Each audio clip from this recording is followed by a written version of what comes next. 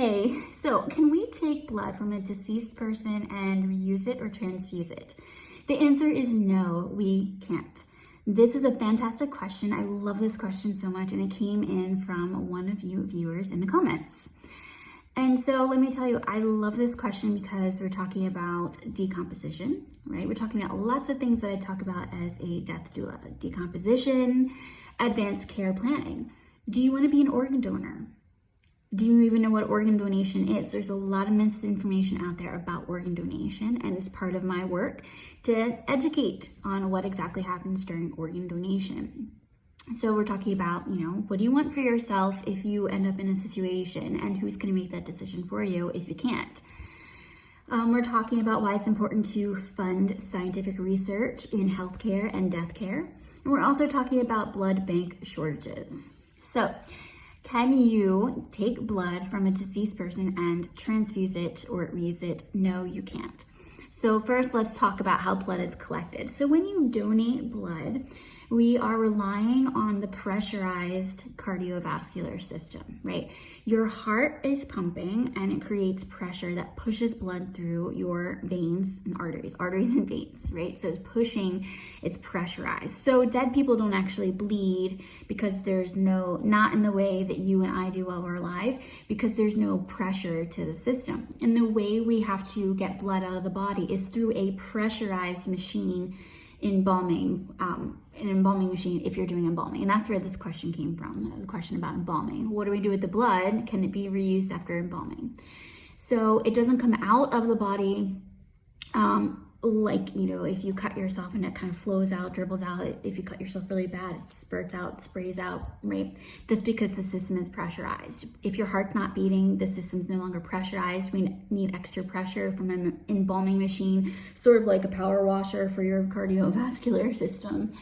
So that's the thing. It's very difficult to collect if there's no pressure in the system.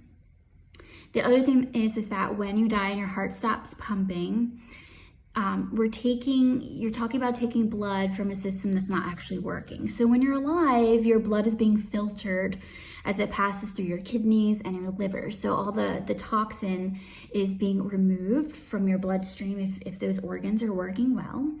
Okay, that's not happening if you're dead. And so you're getting blood that's full of waste product.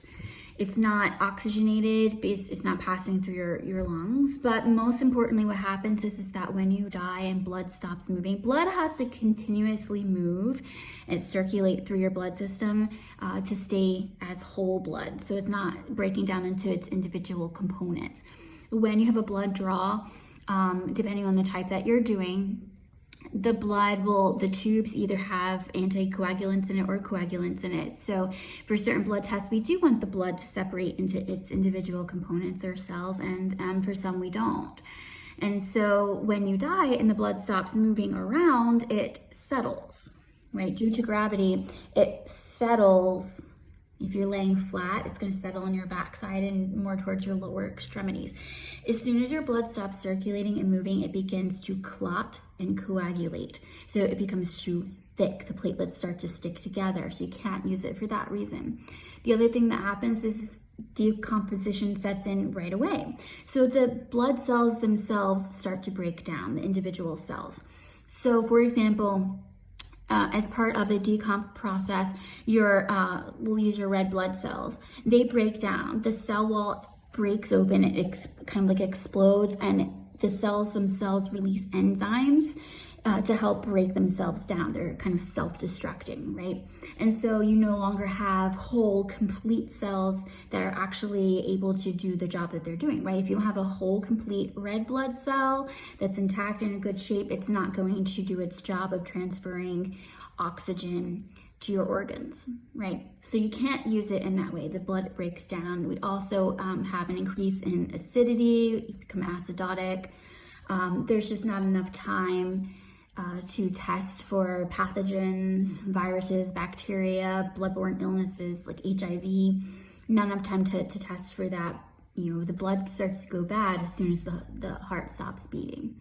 So we can't really use it in that physical sense. It's hard to collect. And it has been done before. There have been experiments in the Soviet Union on collecting blood from cadavers, and they stopped doing it because it just doesn't work. You get far better blood from living donors, right? Okay, so that brings us into organ donation. So we're talking about from cadavers, but what about organ donation? You can donate a lot of stuff. There are different kinds of organ donation, right? You have your living donation, like when you give blood, or when you're donating part of your liver or a kidney. Right? Then you have a donation after cardiac or circulatory death, depending on where you are.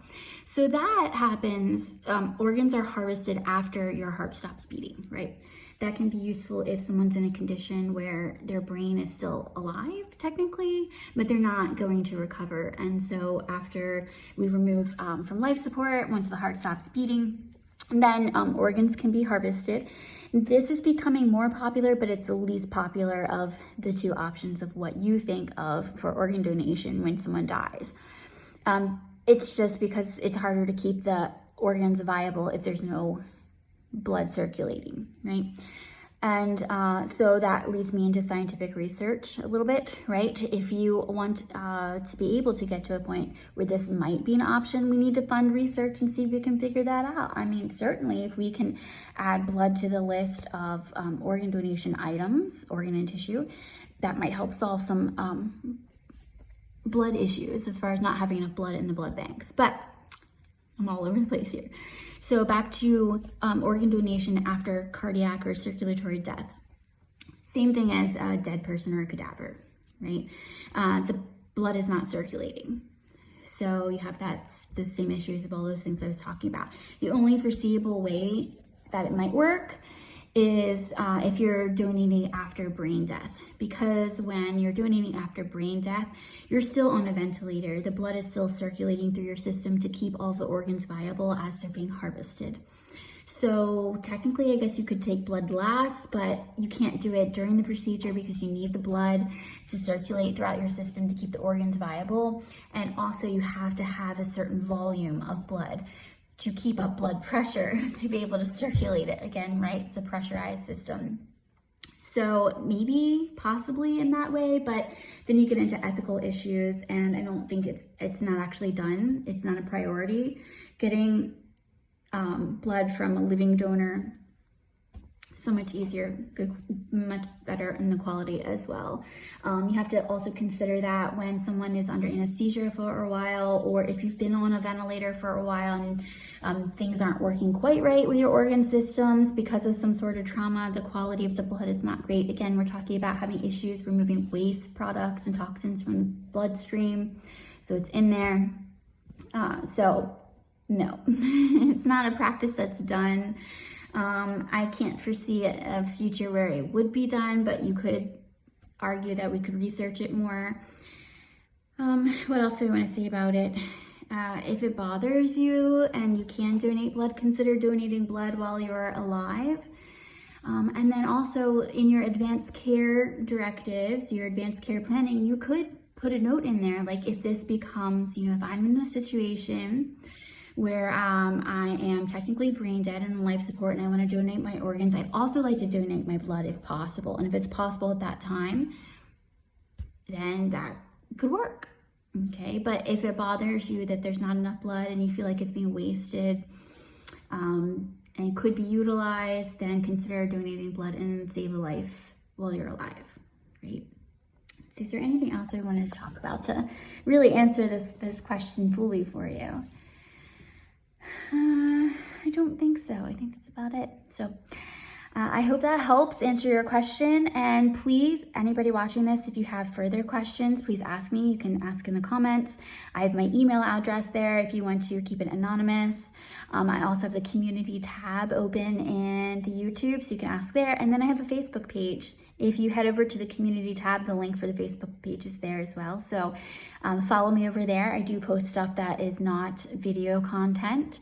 So, and then if you're local to me, I have some events coming up so you can keep track of those. And then also, if this all interests you and you want to learn more in the future about advanced care planning, I'm going to talk about that. I'm going to talk about organ donation in other videos. So if you want to learn more about these things, make sure you like and subscribe to the YouTube channel and then my Facebook page so that you get notified when I put that information out there. So I hope that helps. Thanks so much for this question. I love this question. Take care. Okay, so I remember the last point that I wanted to make. I think sometimes people have misconceptions about how things work just because they don't understand how things work. And so when it comes to embalming specifically, why you can't take blood from a deceased person during the embalming processes, you have to realize that embalming doesn't happen immediately after death. At most, the earliest it happens a few hours after death to days, or even a week, even sometimes a couple of weeks. We can refrigerate bodies until they're ready to be embalmed. So that blood has been sitting and settling and coagulating and breaking down for quite some time before the embalming process even happens. So that was the one point that I couldn't remember that I wanted to make. So there you go. I hope your answer is, or your question is fully answered now. Take care.